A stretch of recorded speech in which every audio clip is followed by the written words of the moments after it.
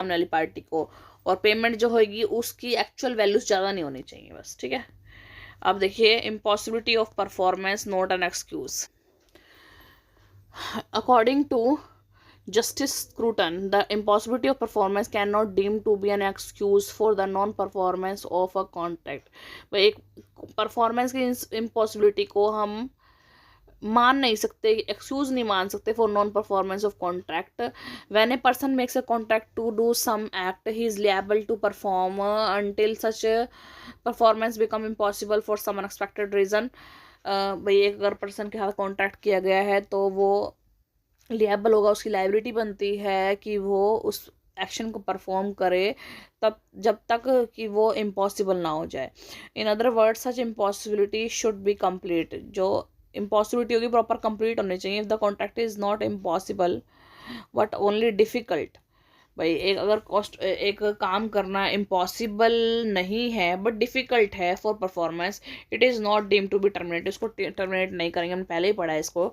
Such situation can be address. देखो difficulty of performance पढ़ा था कि भाई वो काम मुश्किल है करना, इम्पॉसिबल नहीं है। जैसे कि किसी चीज़ का वो एक्सपेंसिव, बहुत बहुत एक्सपेंसिव हो गया उस काम को करना, एक्सपेंसिव हो गया है ना, आप कर तो सकते हो ना उसको, इम्पॉसिबल तो नहीं है ना। तो वो काम उसके बेस पर, डिफ़िकल्टी के बेस पे आप उस काम को भाई एक एक्सक्यूज़ मान के टर्मिनेट नहीं कर सकते उस कॉन्ट्रैक्ट को। कमर्शियल इम्पॉसिबिलिटी यही हमने पढ़ा था कि भाई जो मैन्युफैक्चरर होलसेलर के रेट बढ़ गए हैं, वो जो मैन्युफैक्चरर ने होलसेलर को जो है पहले कॉन्टैक्ट किया था कि उसको 500 टन माल प्रोवाइड करेगा, बट अब वो कहता है कि नहीं भाई अब नहीं हो सकता। क्यों नहीं हो सकता? क्योंकि वही वो वर्कर्स के प्राइस बढ़ गए हैं, रॉ मटेरियल के प्राइस बढ़ गए हैं।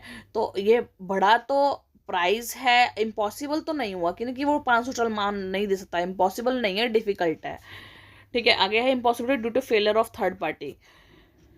अब मान लो ए ने बी को प्रॉमिस किया था कि मैं तेरे को 500 टन माल दे दूंगा, लेकिन ए ने सी से बोल रखा था कि 500 टन माल आएगा तो मैं उसको प्रोवाइड करूंगा। अब सी ही अगर थर्ड पार्टी ही इम्पॉसिबल हो गया, फेलियर हो गया, तो हम बी के साथ वो कॉन्ट्रैक्ट नहीं तोड़ सकते। क्यों? क्योंकि थर्ड पार्टी ने आपके साथ फेलियर किया है, तो आप अपने जो जिस कॉन्ट्रैक्ट को है उसको टर्मिनेट नहीं कर सकते। स्ट्राइक लॉकआउट, अगर आपके देखो अगर आपके कॉन्ट्रैक्ट में ऐसा कुछ लिखा नहीं है, मेंशन नहीं है कि strike lockout and civil disturbance अगर हो गई तो आप वो करोगे, कॉन्ट्रैक्ट को डिस्चार्ज कर दोगे। तो आप ये नहीं बोल सकते कि अभी इम्पॉसिबल है। कॉन्ट्रैक्ट की जो आपकी लिएबिलिटी है वो वैसी की वैसी बनी पड़ेगी। अगर हाँ कॉन्ट्रैक्ट के अंदर मेंशन है कि strike lockout and civil disturbance अगर हो जाता है तो आप कॉन्ट्रैक्ट को डिस्चार्ज कर सकते हो। आप अपनी जो ऑब्लिगेशंस है उसको नहीं परफॉर्म करोगे तो कोई दिक्कत नहीं है, जो कॉन्ट्रैक्ट डिस्चार्ज हो जाएगा।